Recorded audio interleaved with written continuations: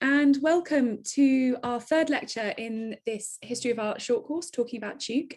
Today we are joined by Dr. Mary O'Neill, whose lecture is titled A Son of the Sea, Henry Scott Tuke and Maritime, Cornwall.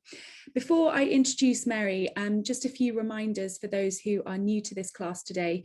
Mary's lecture will last about an hour and will be followed by a Q&A and discussion. If you would like to ask a question, you can ask them in the chat box below throughout the lecture if something comes to mind, or you can unmute yourself at the end of the discussion, end of the talk, sorry, and ask your question. Otherwise, please mute yourself throughout this talk.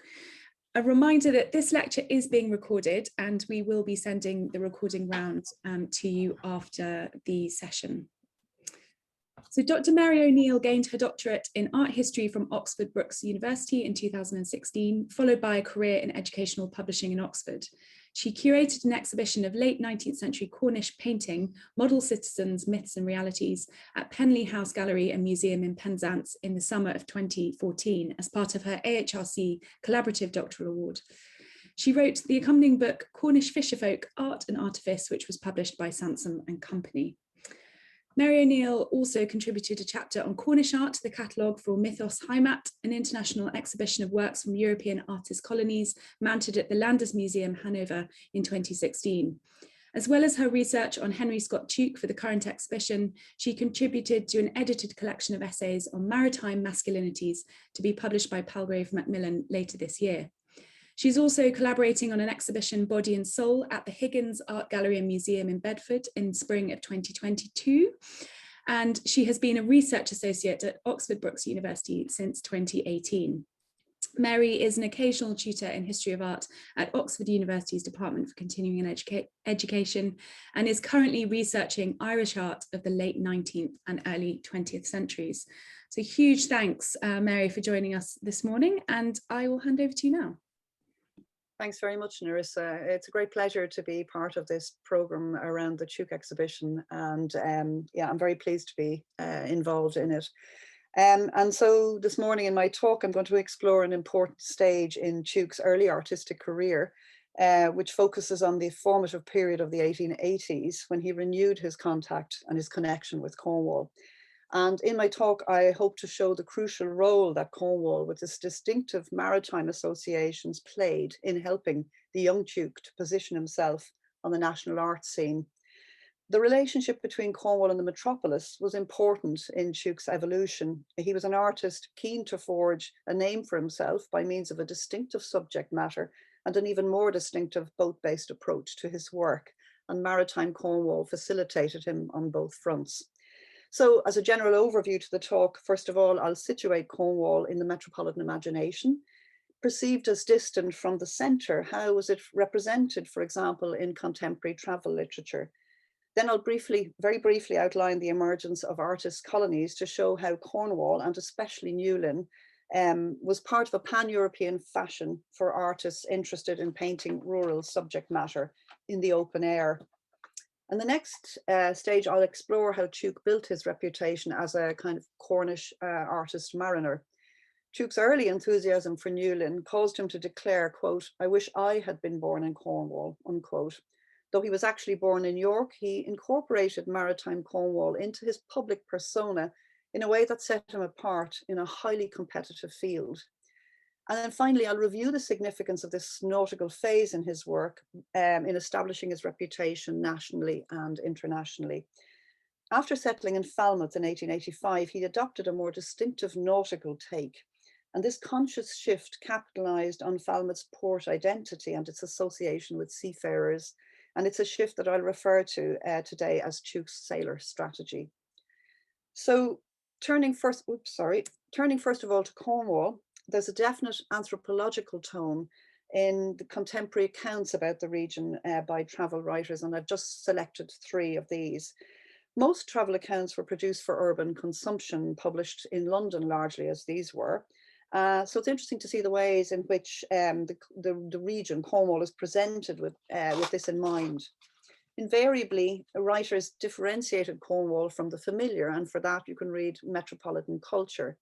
And framing Cornwall as the other in this way kind of reflects the imperial gaze that you also find in descriptions of far-flung colonies and regions of empire, far more so than the home region that Cornwall actually was. Indeed, it was first framed by travel writers as West Barbary, to quote the Cornish social historian Bernard Deacon. Cornwall was represented as a primitive, lawless region populated by smugglers, wreckers, and miners. As the 19th century progressed, however, these representations gradually became less hostile, although Cornwall was still presented pretty well as a place apart. The extension of the railway network to more peripheral and particularly coastal regions in Britain contributed to this process of familiarization. In his travelogue, Rambles Beyond Railways, which you see the frontispiece here of, which was published in 1851, the novelist Wilkie Collins joked, quote, "Even the railway stops short at Plymouth and shrinks from penetrating to the savage regions beyond," unquote. By 1859, the Great Western Railway had linked Cornwall to Paddington and the London metropolis. Another well-known contemporary writer, Mrs. Dinah Mulloch Craik, published her unsentimental journey through Cornwall in 1884, just as the Newlyn colony was beginning to take shape. From London, Mrs. Craik took the train as far as Falmouth, which struck her as, quote, "so like a foreign town," unquote. Traveling westwards, Mrs. Craik was curious about the Cornish people, whom she'd heard tell were, quote, "a race by themselves, honest, simple, shrewd, and kind," unquote. So there's a lot of race and racial characteristics. There's a lot of talk about racial characteristics in publications of this period. And Cornwall's Celtic heritage often features in these kinds of accounts. So in his photo illustrated book, which I have here, Through Cornwall with a Camera, published in 1898, Henry Hawkins observed that, quote, "fervour and enthusiasm are Cornish characteristics, racial qualities, probably derived from a Celtic source," unquote. So as Cornwall is gradually reframed as a desirable other, her seafaring traditions are highlighted positively in the latter decades of the 19th century. Mrs. Craik, in her unsentimental journey, heroized Cornwall and her contribution to Britain's imperial maritime identity. She praised its veteran sailors, fishermen, and volunteer Coast Guard men in glowing terms. She wrote of one veteran of the Crimean campaign and his, quote, "weather-beaten face, keen, bronzed, blue-eyed, like one of the old Vikings. He was a fine specimen of a true British tar," unquote. Another common trope that attributes national and imperial success to Cornish manpower appears in Hawkins's Through Cornwall with a Camera, so this third book. He credits hardy Cornish fisherfolk with producing a type of seaman that has materially assisted in making the name of Britain great, and that was a quote. This figure of the hardy and loyal seafarer is a staple in the imperial rhetoric of the 1880s and 1890s, amid concerns about British maritime prowess and late Victorian anxieties about manliness. So historically, I would argue that it's an important setting in which to consider Tuke's treatment of seafaring motifs.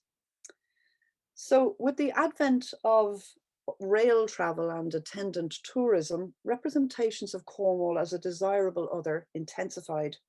The Great Western Railway Company's publicity and travel posters presented the county as a kind of domestic exotic coastal space. And I take that term from the cultural historian Chris Thomas. This domestic exotic space takes often the shape of romantic harbours, quaint fishing villages, and apparently timeless landscapes. A domestic exotic Cornwall is presented as being both within Britain and so relatively near and familiar, and yet it's also far enough away to attract visitors with its desirable difference from the city.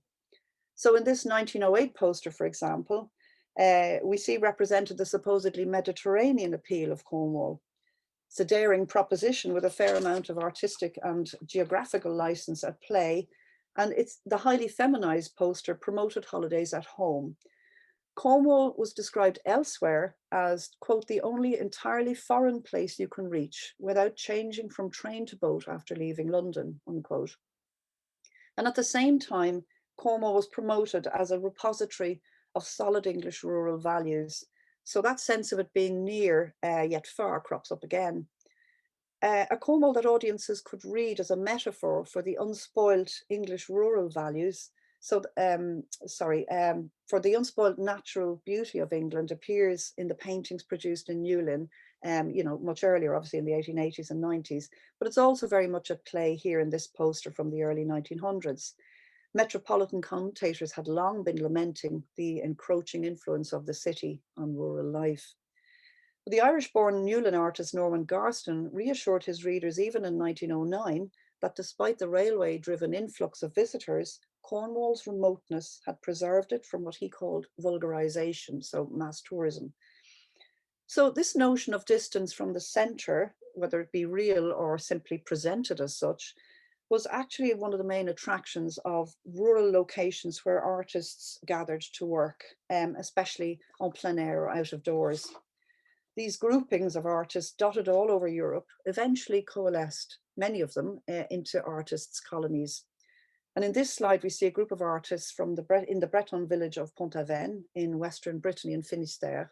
It's an area which would have been familiar to many of the artists who ultimately ended up in West Cornwall, whether at Newlyn or at St. Ives. We can see here the portly figure of Adrian Stokes astride the bridge. He obviously continued painting in Cornwall in St. Ives. Henry Jones Thaddeus, who's the artist I've quoted here, he was in Western Brittany in the late 1870s and into the 1880s.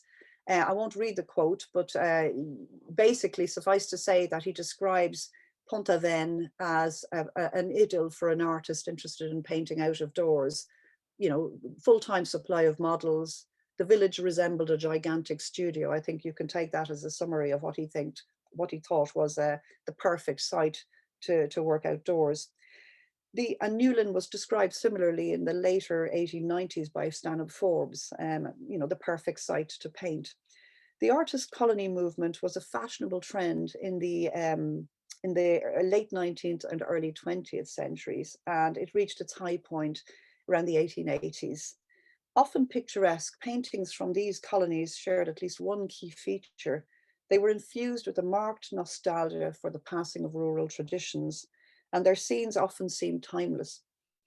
Representations of rural life, including the harsher aspects of it, were romanticized and indeed sanitized in order to appeal to buyers and audiences. Colony artists broadly adhered to an international rustic naturalism that had its origins in France. And painters drawn to the highly sociable, and you can see just how sociable colonies often were, painters drawn to these sites were in the main French trained, and in keeping with studio habits, they would leave Paris and the ateliers in the summer to work out of doors in rural locations. And there they would prepare canvases for exhibition at the Salon the following year. Aspects of French training at this time included a palette that emphasized tonal values rather than saturated color, and the result was often a more subdued feel as artists avoided strong contrasts of light and shade. And we'll see the relevance of this as we look at the work that Tuke produced. A key figure in French naturalism at this time, at the turn of the 1880s, was Jules Bastien Lepage. He died young in 1884 at the age of 36, and he enjoyed a cult status among the rising generation of artists like Tuke. Bastien's highly photographic works were produced out of doors, en plein air, using a muted palette of greys, browns and greens, which I think you can see demonstrated in these two works from the late 1870s. His compositions also feature a high horizon line, which you can see here, and it tends to compress the picture space and bring the viewer closer to the represented subjects, who here are agricultural workers of the kind that he would have observed in his native region of northeastern France. It's clearly backbreaking work, the evidence of exhaustion, which he captures here in his main figure. But he steers a kind of a balance between the realism of agricultural labor, such as Bouguereau would have avoided, another painter very popular at the Salon, but he still steers a line towards making something almost romantic in a way. In 1883, he visited the artists' colony at Concarneau, which was another one of the sites in Western Brittany, which, like Pont-Aven, attracted young foreign painters, and many of whom would land in West Cornwall ultimately. But unlike many of his future Newlyn peers, Tuke didn't frequent the Breton colonies. He did, however, meet Bastien in person at the artist's Paris studio and, quote, saw many things of surpassing beauty, unquote, including this one. He was very impressed by this painting. Showing some of his own work to the master, the young Tuke was thrilled with his compliments on his colour sense. Tuke was drawn rather to Italy, as you may have heard in the previous talks, with the strong contrasts of light and shade, and to the study of the nude figure, to which obviously he would return eventually in Cornwall. But back in Britain and seeking to establish himself, Tuke, like his aspiring young colleagues, confronted a domestic market and critics who were wary of foreign influence, evidenced in their French training. So coming to Cornwall now, given the distance from urban centres of artistic activity like Birmingham and London, West Cornwall seemed like a desirable equivalent in England to Western Brittany of the early 1880s, certainly to the young British artists who were returning home to launch their domestic careers. The rail connections enhanced the appeal of West Cornwall as an outpost of art, as Garston described it, but in practical terms too, the railway enabled artists to maintain their connections with London and Birmingham art markets while pursuing their careers in the field, as it were. By the early 1880s, writers in British art periodicals were framing fishing villages from Cullercoats in the northeast to St Ives in Cornwall in picturesque primitive tropes. So no matter where these villages were, you often found similarities of description. Invariably, fishing villages were characterized by quaint nooks and courtyards and maze-like streets with a real definite artistic appeal. The downside were the pungent odors that went with the territory of fishing for a living. By the time Tuke arrived there, Newlyn was home to the Birmingham artists Walter Langley and Edwin Harris. In January 1884, Stanhope Forbes enthused that in the primitive village, quote, every corner was a picture, unquote. And he likened Newlyn to the colony at Concarneau as, quote, the haunt of many artists, unquote. Tuke, for his part, first encountered Newlyn in 1883 through his fellow students Caroline Yates and Thomas Cooper Gotch, who had visited some years earlier. Tuke at this time had been working on coastal subjects in Devon, but in his enthusiasm, he found Newlyn, quote, simply reeking with subjects, unquote. Again, Tuke differed from his peers in that he had spent much of his youth in Falmouth, and so he was no newcomer to Cornwall, but he never settled in Newlyn like figures like Walter Langley or Stanhope Forbes, or indeed, eventually, the Gotches. After his painting visits, Tuke would return to the family home at Hanwell, where he pursued a successful line in portraiture. He was more of a transient presence, so at Newlyn, and that was fairly typical in the pattern of colonies generally. You had long stay residents, lifelong residents indeed, and you also had kind of birds of passage, you could say. So at the point when this photograph was taken in Newlyn in 1884, obviously Tuke was in Newlyn at the time. There he is there. And interestingly, he's the only one wearing a fisherman's jersey under his jacket. And the others are all wearing waistcoats or some other form of garment. But Tuke was loyal to his fisherman's jersey for throughout, and the sailor's cap. Other transient figures, William Wainwright was a Paris friend, a Birmingham watercolorist. He was a short stay resident, but part of the Birmingham Circle of Artists, which included Edwin Harris here. Langley is not in this photograph, obviously. Maybe he was away painting on the day. This is Edwin Harris, another Birmingham painter, very short stay resident, Arthur Breakspear. Fred Millard, he was another student friend of Tuke's at Paris. The big players really in the Newlyn school, as it became known, are Frank Bramley, rather retiring person. He put Newlyn on the map ultimately in 1888 when his painting was bought for the nation, The Hopeless Dawn. And 1888, as I'll go on to talk about, was a big year for Newlyn. The other figure of considerable interest is Stanhope Forbes here, thanks to his correspondence that we know so much about what went on in Newlyn. Tuke, as I said, Albert Chevalier Taylor, a good pal of Tuke's. And I think the others, Ralph Todd, another smaller kind of figure in the Newlyn group. But basically, these are kind of group photographs, and photographs are important in the discussion too, in terms of self-presentation. So these kind of photographs recorded the artist's presence in Newlyn as a, quote, brotherhood of the palette, unquote. That's from Mrs. Lionel Birch, who was a biographer of the Forbeses. But they were also staged so that we see the artists in situ, in action at their easels, or in the company of their models. And here we see Stanhope Forbes painting at Mousehole when the village still had a working fleet, as you can see here, and, you know, observed by curious fishermen ashore. Colony artists routinely claimed a privileged access to the lives of their subjects, their models indeed, although they were largely accommodated in local inns or hotels.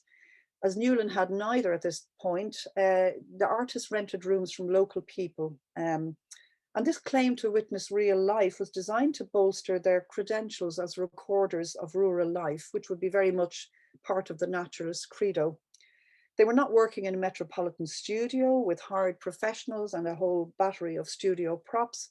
Instead, they were operating beyond the familiar and definitely outside their comfort zone, and much is made of the discomforts of following your naturalist principles and painting out of doors.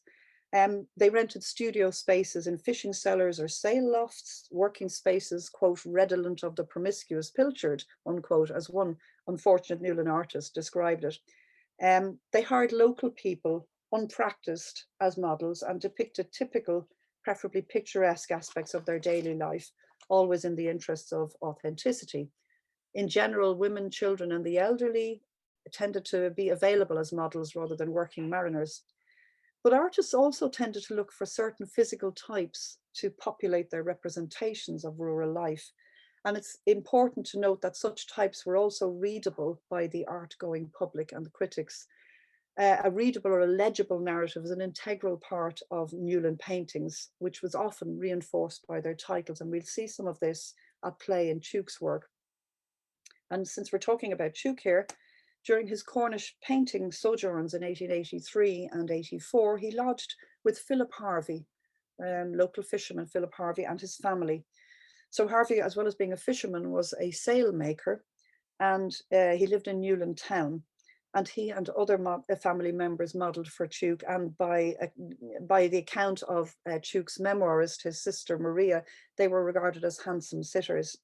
A friendship between the artist and the model evolved. Harvey and his cousin Tom made 2 boats for Tuke, one a model and one a working vessel, and took him fishing for mackerel out by Scilly. And in return, Tuke painted the cousins' portraits. And this sustained interest in all aspects of maritime life distinguished Tuke from the other Newlyn painters whose focus was more land-based, with attachment to the village at its core. And Newlyn imagery generally was highly feminized, lots of female subjects in their representations.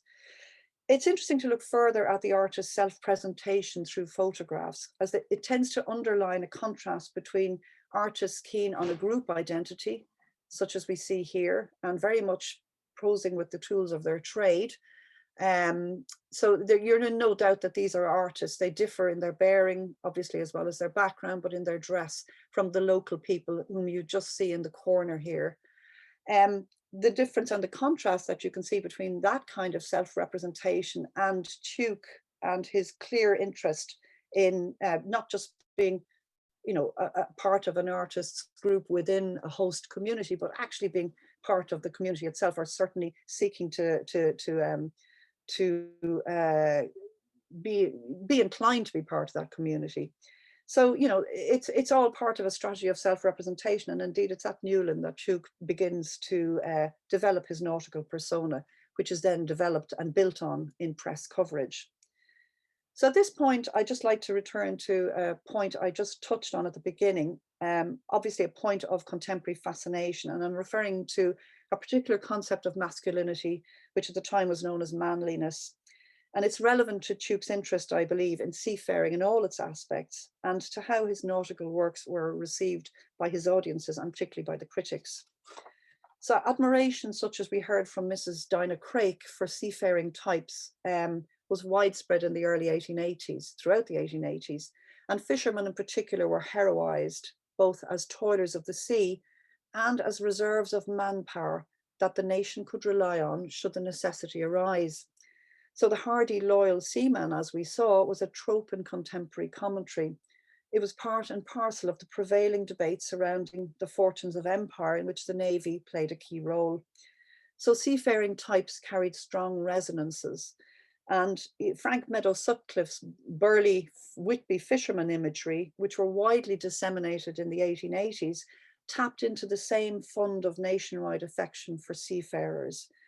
And Sutcliffe rather generously attributed his success as a photographer to his fisherman models, manly types that he described as having, quote, handsome, open, bronzed faces, absolutely without guile or deceit of any kind, unquote. So you can see here the idealization of a moral as well as a physical vigor that was often applied to fishing populations at this time. Tuke's photograph, if you could call it a seafaring photograph, it suggests a real affinity really with the forms of manliness and homosociality associated with maritime culture. And again, here he's seen posing in, you know, fairly casual mode with Harvey in full seafaring gear. So he's got his long sea boots, the oilskins, the trusty jersey, and the sou'wester. So it's clearly a kind of form of bond with all things maritime. So if we look now at some of the work that Tuke produced, the early works from Newlyn, they were executed in a vein of naturalist rustic genre that in time would become classed as the Newlyn style, because this is still very early days, 1883. The gloomy interior of Harvey's cellar with its nets and its boat equipment is the setting for shipbuilders, painted in the autumn of 1883. And it's an example, as I say, of what would become Newlyn naturalist genre painting, except it's a little bit early on. The village woman in Newlyn painting generally fulfills a key role, but even here, her importance is highlighted just by the way the light falls on this pristine white apron, which is so much a feature of later Newlyn imagery. But obviously the central focus is the model ship.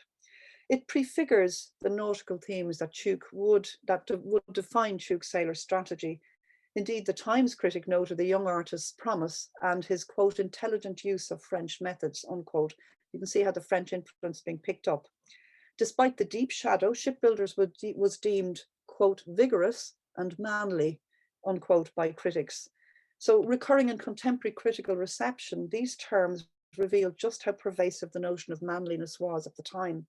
It was applied obviously across a very broad spectrum, which included an artist's painting technique and even his subject matter, as well as his self-presentation. So if you cast your minds back to that photograph of Stanhope Forbes painting out of doors at Mousehole, under the gaze of curious locals, Forbes claimed rhetorically that he and his Newlyn colleagues were performing acts of manly courage in their pursuit of demanding artistic principles. As colony painters working far from the comforts of their metropolitan studios, they were striking out into uncharted territory. And the reception of Tuke's nautical themes was also embedded in this discourse of manliness, as I hope we'll go on to see. With this emphasis on the maritime, Tuke sets about establishing a line in Cornish genre works that distinguish him, even at this stage, from those dealing in the, quote, village business, as one artist referred to it. That means the Newlyn paintings of fisher folk that typified the work produced by Langley and later by Stanhope Forbes. Dinner Time, Tuke's second Newlyn painting, depicts a local boy, 13-year-old Ambrose Ruffignac, eating his lunch in Philip Harvey's sail loft. The child is visibly at ease, sitting beside these massive folds of heavy tanned canvas sails, which you can see here. His candid gaze directed towards us, the viewer. Tuke's close attention to the boy's costume, and we'll see this costume reappear in various guises. His handling of textures in the folds of the canvas and the heavy ropes reveals not just a technical proficiency and skill, it's obviously a display of skill, but it also marks a real fascination with maritime paraphernalia. The London Standard critic praised Tuke's strikingly realistic portrayal of what they called the attractive sailor boy, who, by the account of Maria Sainsbury, Tuke's memoirist, had, quote, a nice Cornish accent, unquote. In light of the pervasive heroizing of fishing populations too, this young model evoked perfectly a son of the sea, a fisher type, quote, bred to the sea and his fisheries from his childhood upwards. In this Newlyn boy, Tuke presents us with a child sailor in whom real as well as imagined maritime identities converge. And indeed, in the family tradition, the young Ambrose Ruffignac eventually did join a merchant navy, but sadly he lost his life when his ship was torpedoed in 1917. Gaining Royal Academy recognition for Cornish genre works at this point was an uphill task. But Tuke's skill as a portraitist saw his portraits exhibited annually at the Royal Academy from 1884 on. The Times critic indeed advised him to drop his Cornish subjects and concentrate on portraiture for career success. So this kind of institutional resistance to French-influenced naturalism pushed artists of Tuke's generation to seek out other means of public exposure. Shipbuilders and Dinner Time were exhibited at the 19th Century Art Society in London in 1883 and 84 respectively, and this was a venue established by a London dealer to promote the work of rising artists. And it was here that Tuke's Cornish paintings caught the attention of the successful London art dealer Charles Dowdeswell. Dowdeswell's purchase of these works and others was a significant endorsement of the young artist. And Dowdeswell also commissioned Tuke to paint his portrait, which was later shown at the Royal Academy in 1885. Good publicity both for the dealer and certainly for Tuke. Dowdeswell by this time was busy acquiring other Cornish paintings, seeing in them marketable prospects, but also demonstrating his own interest and taste for this new introduction of British naturalism, British interpretations of naturalism. In Tuke's exhibition of his works in appropriate spaces, so portraits at the Conservative Academy and Cornish naturalist works in more receptive venues, we can see a strategy that he would pursue throughout the 80s and into the 90s. From 1885, Tuke showed work at the prestigious Grosvenor Gallery in London almost every year until it closed in 1890. The Grosvenor Gallery embraced artists seen as experimental in their adoption of plein air painting, open air painting, and so it was in a receptive environment for British interpretations of this rural naturalist style that Tuke and his peers were adhering to. So moving out from the interior out onto the water, we see Tuke's first Grosvenor exhibit from 1885, marking a clear shift. I do apologize to everyone for this technical breakdown. It's never happened before. I'm really, really sorry to have put you through that. Anyway, I'll carry on as best I can. So we were talking about Summertime, and we don't have the original painting. We don't know where the whereabouts of the painting, but it was executed, as you can see, in the open air, using a bright palette to judge from critical reviews. It was described by one reviewer as, quote, full of bright sunshine, carrying us in an instant from the London fogs and frosts to some sunny stretch of sea, unquote. So we have here an observation that's again infused with the idea of Cornwall as an idyll and a respite from the urban. So Summertime was the last of Tuke's Newlyn-based works, and once again it was bought by Dowdeswell. And it underscores Tuke's conscious adoption of nautical subjects to set himself apart artistically. He was setting himself apart geographically too by this time, as by June of 1885, he had moved some 30 miles east to his new Cornish base at Pennon's Point near the port of Falmouth. And Pennon's cottage, with its dramatic cliff edge location, was very much in keeping with Tuke's nautical persona. And this was played up by visitors and reviewers who came to see him in his studio in later years. Although Tuke opted to work in the margins away from the likely claustrophobic atmosphere of Newlyn and from other distractions from work, as he put it, his fortunes remained very closely linked with the gradual rise of Newlyn naturalism at the Royal Academy. At Falmouth, Tuke produced a cycle of distinctive nautical narratives executed in a recognisably Newlyn style, which finally gained institutional recognition for his Cornish subjects. Falmouth, as Tuke himself wrote in 1894, owed its, quote, curious cosmopolitan air, unquote, to the numerous visiting vessels reminding us of the port's former greatness as an imperial trading hub. And this is indeed what struck Mrs. Craik too when she described Falmouth as being so like a foreign town. Tuke's family connections at Falmouth and his natural sociability meant that he socialised in its cultural and sporting circles, but as a Newlyn, he was also able to win the friendship and cooperation of local fishermen and boatmen as his models. And remembered by one of them for being very much at ease in their company, he would mix with us and not be proud, unquote. Initially, Tuke produced some fishing subjects at Falmouth, and as at Newlyn, he recruited local youths known as key scamps from Falmouth's pool of available models. So Jack Rowling, whom we see here sculling a boat in Falmouth Harbour, was his first Cornish model there. Jack was, according to Tuke's biographer Maria, quote, a lovable young barbarian who grew a little more civilized in the years he was with Harry, unquote. As Tuke himself noted in his register of paintings, Jack would sit for many more from 1886 onwards, and importantly, Jack plays a part in Tuke's sequence of nautical themes from the mid-1880s. The first of these was entitled Our Jack, and it's especially significant as a representation of Jack as a young sailor.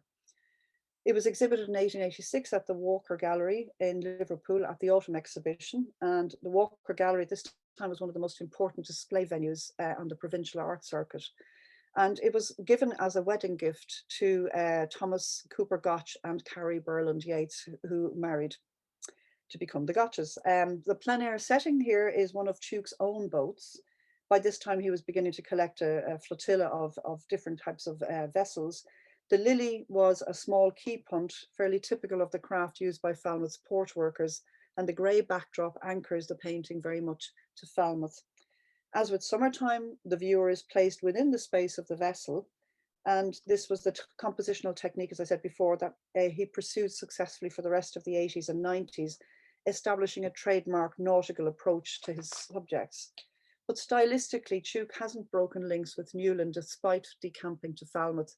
The muted Newlyn palette of tonal greys and blues and browns is very evident, as is the high horizon line and the grey light, kind of a silvery grey light, which is typical of Bastien's naturalism. So we can see too Tuke's continued fascination with maritime paraphernalia and the use of nautical detail as a structuring device, the use of the mast and the rigging and the sail indeed, but married with the kind of ability of the portraitist to capture this fresh-faced Cornish youth. And it reminds us again of the appeal too of Dinner Time for the very same reason, this combination of maritime detail and portrait. Just looking at our Jack, along with a photograph taken around the same time as the painting was executed, we can see similarities between the poses of the Jack in the photograph and in the painting. The slightly more elegant contrapposto stance here, but there's not a dissimilar pose in the studio photograph of artist with model. We also have the hand in pocket and the jaunty angle of the cap, but it's that direct gaze of the subject, both in terms of how he engages with the artist, but also with us as viewers. And again, recalling the candor of Ambrose Ruffignac. The bond of affection between Tuke and his young Cornish model is evident from these images, as well as in the implied title of the painting, Our Jack. But it's the painting's wider connotations that I'd like to explore here. So this ruddy-cheeked youth is dressed in working gear, depicted in the sober Newlyn tones that I referred to earlier.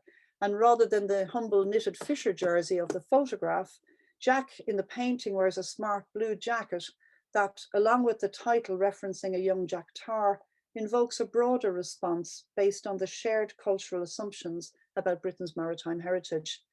Just as the child sailor Ambrose Ruffignac was framed in heroic terms, Jack Rowling's Sailor Boy also embodies a specifically British maritime identity. As the maritime historian Jeff Quilly has argued, sailor types were highly legible in British visual culture. By legible, I mean accessible, readily accessible to a very wide range of viewers as a kind of shared cultural code. Sailors and seafarers generally symbolise the broader sympathy for the nautical that helped to shape Britain's imagined identity as an imperial nation. And evidence of this kind of national affection appears, for example, in this advertisement for boys wear at a Falmouth store, which appeared repeatedly in the Cornishman in 1883. And it's nice to speculate that perhaps during his early sojourns in West Cornwall, Tuke might even have seen this ad because it appeared again and again over 6 months. 1883 was the year of the International Fisheries Exhibition in London, when all things maritime and fishy were celebrated in highly patriotic terms. And the little sailor boy here kind of anticipates, perhaps in a more commercial graphic form, the kind of sturdy youth celebrated in our Jack. Tuke's water-based practice was further consolidated when he bought the French brigantine Julie of Nantes in 1886 and then converted it into a floating studio. This great hulk with its mast, ropes and pulleys on the upper deck still intact became a platform where he staged various narrative scenes, again positioning the viewer in the shared space of the boat, much as is happening here. As Cicely Robinson has observed, works produced aboard the Julie were given specifically nautical titles to emphasize Tuke's distinctive line in maritime-themed genre paintings. And by 1886, narrative paintings from Newlyn generally had gained acceptance at the Royal Academy. Large Cornish fisherfolk works by Stanhope Forbes generated considerable impact and press interest in 1885 and 86 respectively, and I'll come back to one of these shortly. But it was only in 1887 that Tuke's Cornish genre works were accepted at the Academy. Between then and 1889, he showed 3 nautically themed narrative works there. Increasingly ambitious and large in scale, each one consolidated his artistic reputation and his public persona as an artist mariner. Tuke's sailor strategy comes into sharp focus in this cycle of nautical works. His focus on the Cornish maritime enabled Tuke to assert an identity that was very distinct from those artists eventually known as the Newlyn School. And yet he benefited too by association with Newlyn's democratic or legible style of narrative genre. Tuke's Royal Academy exhibits were dramatic seafaring subjects with broad popular appeal, taking the homosocial crew as its central motif. By tapping into broader nationwide concerns, such resonant subjects met the expectations of the Royal Academy, whose primary role was as guarantor of the National School of Painting. And so the first of the cycle, A Sailor's Yarn, was hung on the line, which is already a great coup, prominently positioned for maximum visibility on the crowded walls of the Academy. And in the painting, Tuke sets his narrative in the shadowy forecastle of the Julie, located just below deck at the front of the ship. And this was traditionally the crew's living quarters. And this intergenerational crew comprises the boy, modelled on Jack Rowling, and 2 older sailors. And reviewers noted the dark Newlyn palette, which admittedly the reproduction makes even more dark, but its more mellow tone and dramatic lighting effects set it apart. And particular praise was reserved for the sailor boy's rapt expression, with one critic declaring, quote, "That face is the picture." Now, given that the reproduction is quite dark, I've also included, thanks to Tuke, a photograph of the original work again, so you can see much more clearly what's going on. The same critic who admired the expression on Jack, the sailor boy's face, noted the resemblance of the sailor who's cast in darkest shadow, and here we can see him more clearly. He noted the resemblance of this model's face to Robert Louis Stevenson, and this is interesting for our theme. In 1886, Tuke recorded in his register that he was reading Stevenson's Treasure Island and also Rider Haggard's King Solomon's Mines. These were hugely popular in the 1880s, these types of imperial adventure stories set in uncharted territories, and indeed were fictionalized expressions of ongoing colonial expansion through Britain's control of the seas. So their heroes also functions as models of heroic manliness for young readers. And I'm going to toggle here between Tuke's painting and some other related paintings. A key visual reference for this type of imperial imagery is John Everett Millais' history painting from 1870, The Boyhood of Raleigh. Here we see the young boy absolutely enthralled by the sailor's tales of distant lands.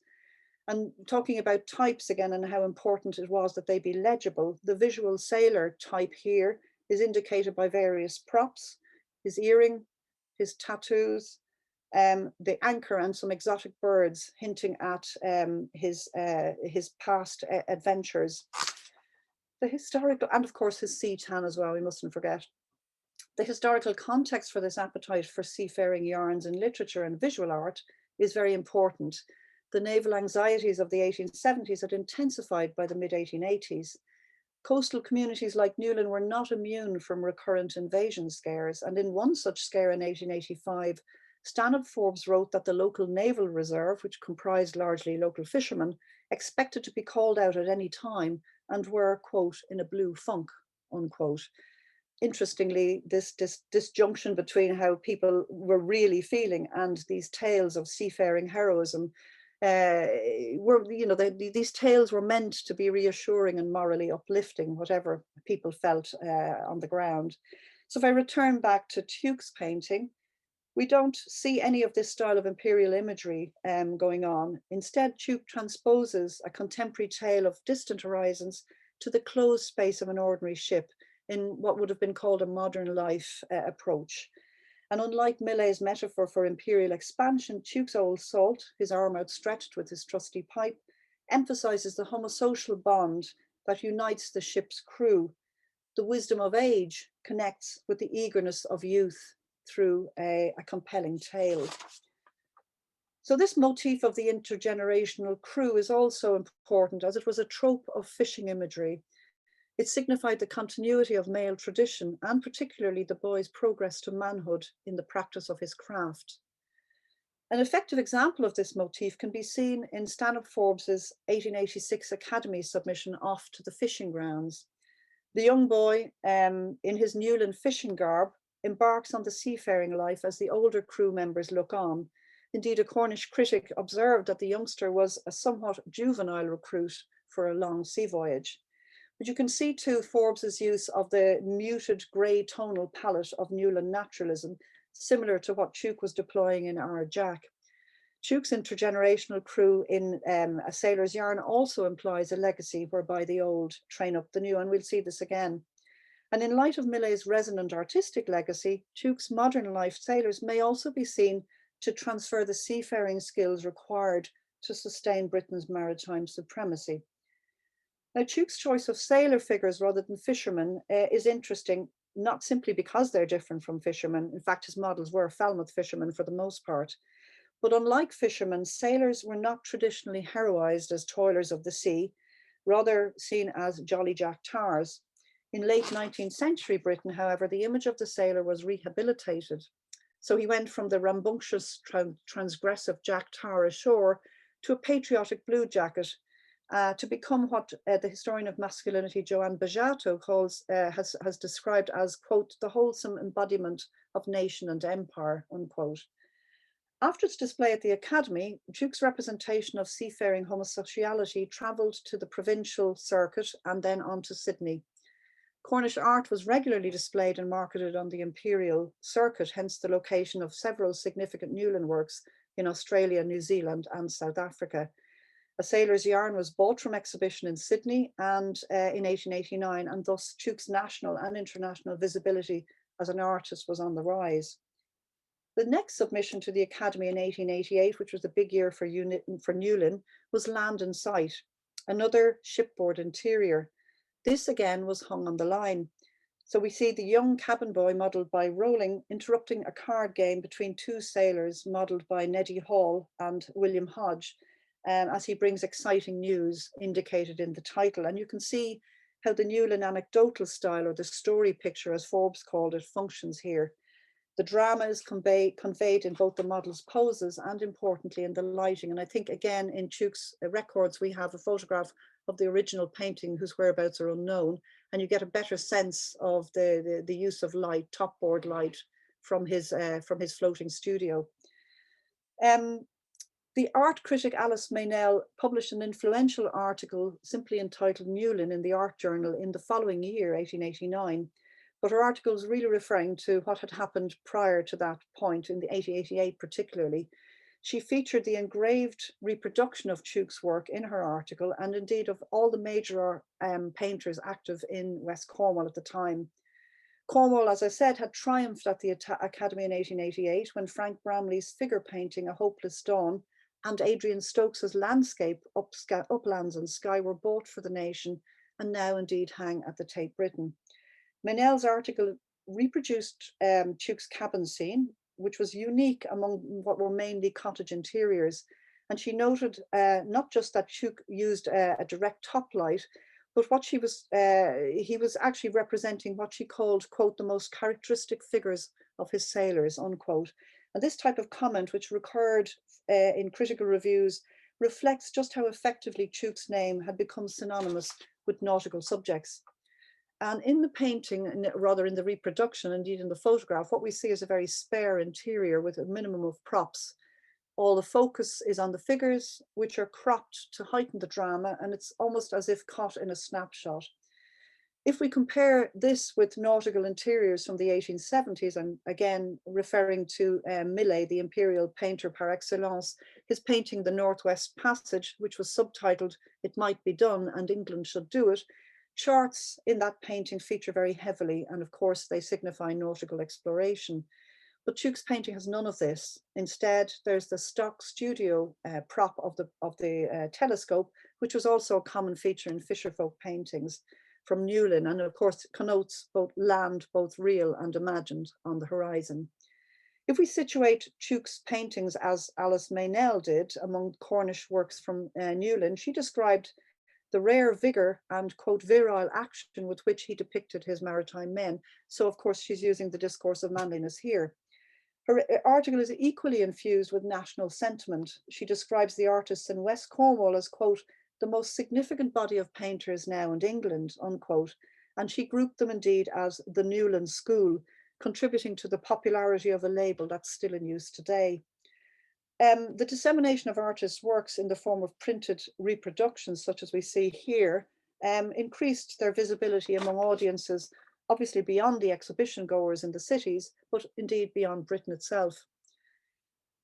Tuke made a more explicit appeal to national sentiment in All Hands to the Pumps, which was his most ambitious multi-figural canvas at this point. He'd originally envisaged even more figures. This submission for 1889 shifted the subject out of the interior and into the open air, and indeed onto the deck of the Julie of Nantes. The Newlyn palette is again much in evidence here. Tuke noted the dimensions of his huge canvas, 72 by 54 inches. His sister indeed recorded that he'd taken the advice of a dealer who had told him, quote, the big uns get your name up, Tuke, unquote. In his strongest pitch yet, the popular audiences of the Royal Academy, Tuke confidently deploys his strategy, showing the right subjects at the right venues. The scene, as Maria Tuke recounts, was inspired by the artist's own experience of a violent storm while living aboard the Julie. Retaining the ship's original deck features allows Tuke to incorporate the mast, the pump, and the rigging into the structure of his composition. And we see the exertions of a crew of Cornish sailors desperately pulling together to stave off disaster. The tattered sails and, most significantly and explicitly, the inverted naval ensign signal the mariners' distress. So the painting was praised in influential periodicals like the Magazine of Art and the Graphic as a very powerful picture with great dramatic and expressive power, while its seamen were seen as stunning in action and pose. So while he's not just shifted from the interior to the outdoors, there is also a greater focus, a new focus on the sailors' physique in their exertions to take control of both the vessel and their destiny. This is their energetic action, to quote the Graphic. The crew also display a contemporary form of manliness associated with hardiness and productive labor. The foregrounded figures are strong, their masculinity displayed through physical effort and skill. They're also valiant, their manly values evident in a team spirit that embraces younger crew. And so the intergenerational motif here echoes the youth's apprenticeship on the path towards adulthood that we saw in Forbes's painting earlier.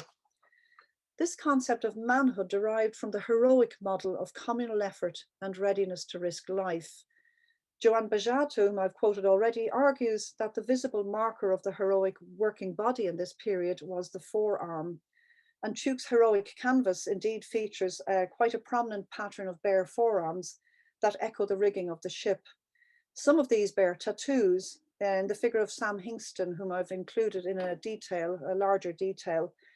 Seaman's tattoos were markers of manly identity, and equally, so we have both in Hingston's forearms, we've got his wrists and also his left forearm, or right forearm rather, bearing tattoos.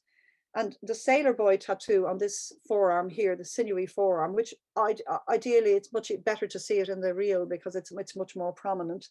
It could be read as a visual pun on our Jack, which brings Tuke's heroic nautical cycle to completion, begun in 1886. We've seen how national affection for the sailor type played out across contemporary British culture, and what Bejato terms the strong arm occupies a similar place on the cultural spectrum. The strong arm symbolised men's capacity for defence as well as defiance in the national interest, and this was a subject of considerable anxiety, as I mentioned earlier, in the 1880s. In 1884, for example, the Pall Mall Gazette published a series of reports entitled The Truth About the Navy, which exposed the pressing need for investment to modernise the Navy. As the historian Mary Connolly has argued, increased naval expenditure from this point on ensured that the Navy remained central to political debate and to visual culture generally. There were also public spectacles such as naval reviews to stir patriotic hearts and bolster support. And against this turbulent nautical backdrop, Tuke's tableau of plucky maritime manliness was perfectly pitched for the Royal Academy, whose core duty, again, we must remember, was upholding the values of the national school. So the picture, All Hands to the Pumps, was bought directly from the Academy exhibition for £420, which makes it worth about £37,000 today. And it entered the national collection under the terms of the Chantry bequest and thereby secured Tuke's artistic reputation. The motif of the ship's crew reappears in 1890 in a more tranquil guise in Tuke's Academy canvas Euchre for 1890. This was one of two submissions to the Royal Academy that year, the other being a classically themed nude Perseus and Andromeda.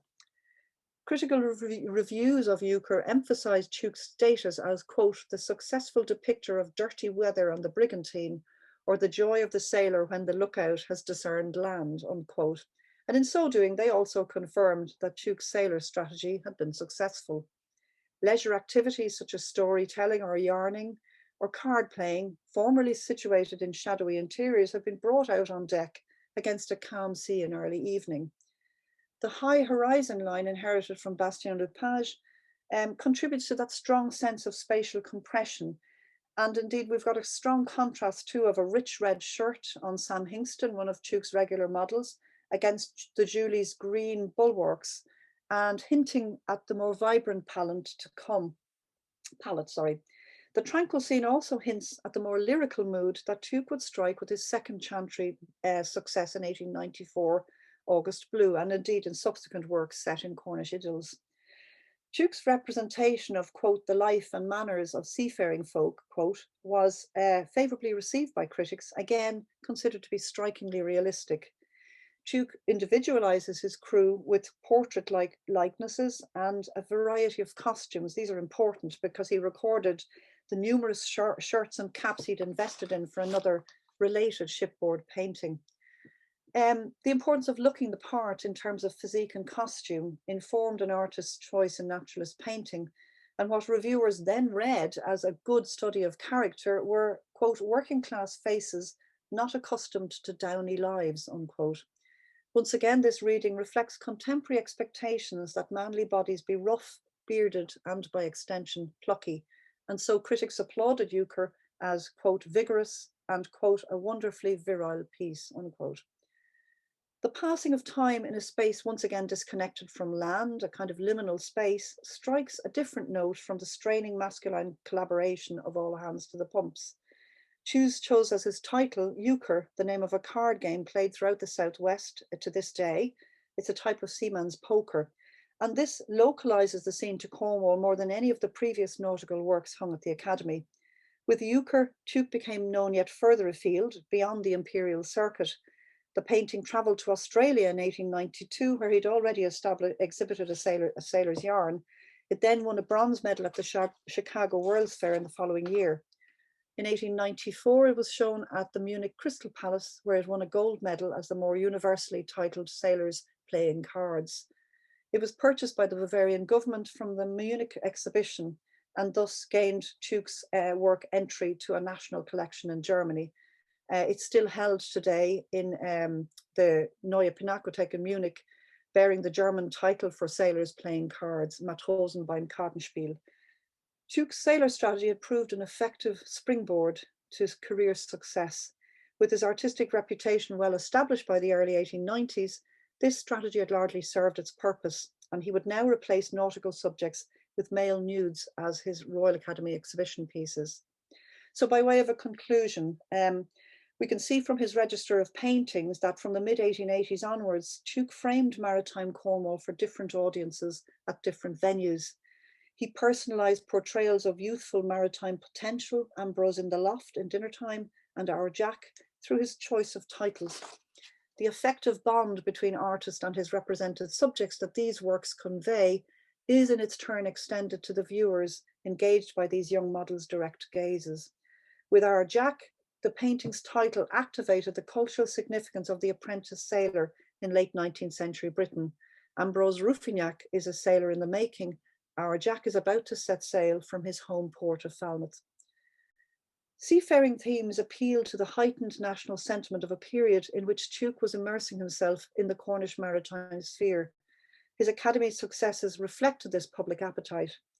Assessing these nautical works as a cycle reveals a clear thematic strand that draws together concepts of manliness and imperial naval heritage and maritime Cornwall into a single resonant message. The imperial rhetoric of all hands on to the pumps was the high point of Tuke's sailor strategy in Britain. It gained him entry into the national collection, and with Euchre, however, his art travelled beyond the parameters of empire. In the 1890s, Tuke would eventually abandon the legible style of Newland naturalism to focus instead on scenes of youthful homosocial leisure and the aesthetic appeal of sunlight on skin. But for all that, he would remain very much a son of the sea. Thank you very much for your attention, and apologies again for that technical gremlin. Thank you, Mary. That was absolutely fascinating, and well done for holding it together between those two halves. Wonderful to revisit some of those paintings again, and certainly to build on the lectures that we've heard before. So huge thanks. I think very interesting just tapping into what masculinities and the intersections between race and this idea of otherness, which I think you brought out at the beginning of the talk, were fascinating. So thank you. Have we got any questions from anyone? I'm just flicking across our screen. Any questions for Mary on the talk? Yeah, I do have a question. Hi, Olive. Hello, Marissa. You mentioned Stanhope Forbes' letters, Yeah. and how revealing they were. Yeah. Could you sort of elaborate? What were the general feelings of the other artists towards Henry Scott Tuke? Was he well thought of? Does that come over in Stanhope Forbes's letters? I mean, he wasn't with them very long, so as you said, very transient, passing through. Yeah. How was he regarded by the others? Well, it's a good question on a number of fronts, because the reason we know quite a lot about the inner workings of Newlyn is thanks to Stanhope Forbes's correspondence with his parents, and particularly his mother, and later with his wife to be. He rated Tuke very highly. Tuke arrived in 1883. Stanhope Forbes arrived in 1884. So Tuke was already a known figure. And he certainly had high regard for Tuke. They were both kind of in touch with Charles Dowdeswell, that dealer that I referred to earlier. And in fact, Stanhope Forbes referred to him as Dowdy in his correspondence, and was always trying to, play, games to try and gain the best deal for his paintings. Dowdeswell was important really in getting exposure for the Newlyn painters at a time when, as I said, things were not necessarily the easiest in the metropolis. So to answer that question about the correspondence, first of all, as I said, Forbes really rated Tuke very, very highly. I don't know whether they would have met each other in Paris while they were both training, but they certainly attended the exhibitions like the 19th Century Art Society. And I'm just trying to think. The reason we know what Forbes thought of Tuke is because he's the one whose letters have remained in the Tate archive. We don't know what letters he wrote to his mother because, oh, actually, no, I'm wrong there. We don't know what letters she wrote to him, but we certainly know the letters, the content of the letters he wrote to her because she kept them. The other artists, we don't really have the same prolific correspondence to draw on, which is why Forbes is so often cited as an insight into Newlyn. I also think Forbes rated Tuke very highly in the sense that he produced that painting off to the fishing grounds in 1886. And he would have, as artists did at the time, perhaps seen Tuke working on Summertime, because he was working on that in Newlyn, and the artists visited each other's studios.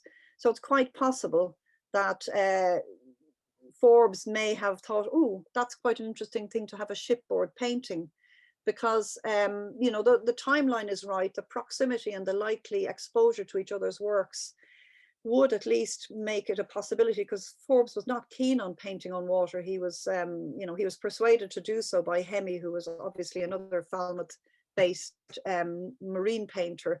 And he was persuaded to get into a boat and actually try a water-based subject, and he did refer to seasickness and that. So I think he certainly regarded Tuke as very highly. We can only speculate whether, you know, he regarded him as a competitor. I don't know. I think Tuke generally wanted to kind of set a distance between himself and, you know, what was going on in Newlyn, which no doubt must have been quite claustrophobic at times, you know. So whether that answers fully your question, I don't know, but I do know that both artists rated each other quite highly. And, you know, indeed, just because he lived in Falmouth doesn't mean that his Newlyn colleagues didn't visit him there. As I think Cicely mentions in her essay in the catalogue, Forbes and a few other artists were invited to tea aboard the Julie. So, you know, contact was fairly regular. Mm. Yes, thank you. You're welcome. Mary, just building on that point, what was the reaction from the models or from the fishermen about how they were portrayed by Tuke? Were they aware of it? Were they, you know, what did they think of these images that were being produced of them?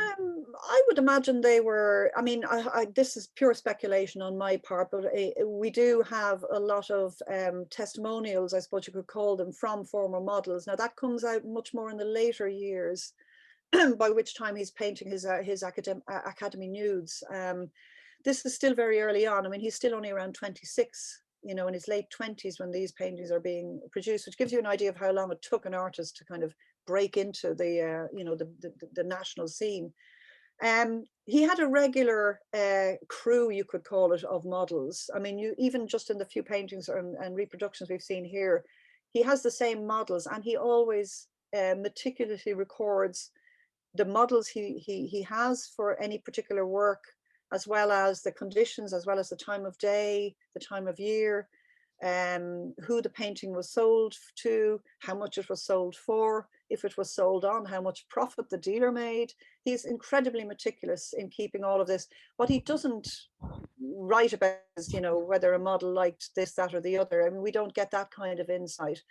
But he does appear to have had a very good relationship with all his models. I mean, you can see that with the way he portrays you know, essentially a child. To get a child to sit that long in, you know, in a kind of probably a dark, gloomy interior, he obviously has an ability to capture something of the personality of his sitters. And this is very, I mean, I think certainly I know that Forbes said that local people in Newlyn felt a kind of flattery. Well, that's how he framed it now, how they probably just wanted the money and, you know, wanted to get paid for sitting.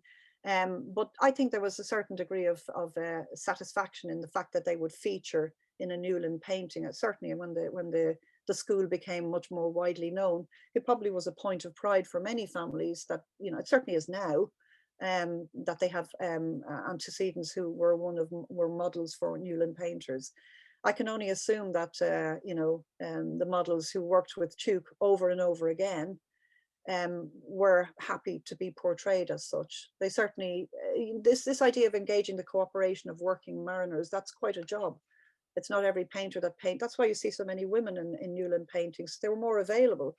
But I have a strong feeling that it's difficult to actually get people to sit for long periods when they might take off to sea when the weather's suited. I mean, Forbes again has long, detailed correspondence about how difficult it was. That very painting that we saw, I mean, there's a guy in a red cap who took off on a fishing trip, and he had only half completed the figure. And he was saying, well, what am I going to do? I either have to scrap the figure or I have to pay the captain of the fishing vessel enough money so that I can keep the model ashore.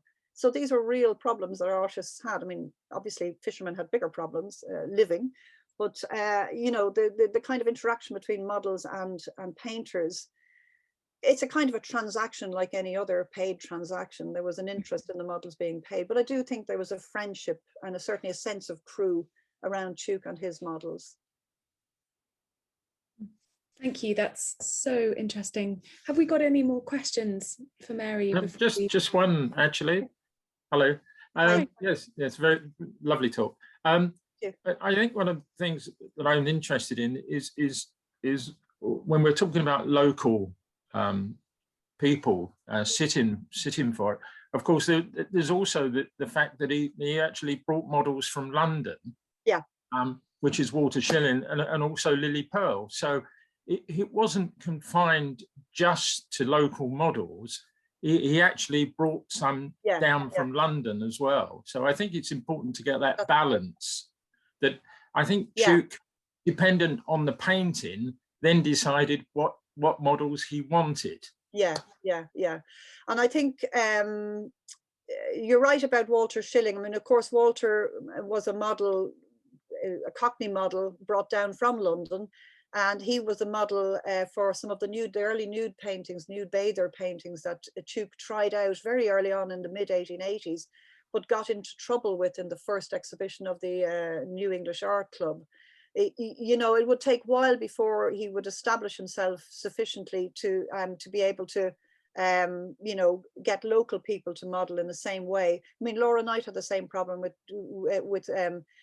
depicting female nudes. You would not get local people. I mean, initially when the artists first arrived in Newlyn, it was very difficult for them to get girls to model in the open air in a village street fully dressed. So, there were these cultural codes that were different. But you're absolutely right. He did not just use local models, but in this period, he is certainly using the same crew.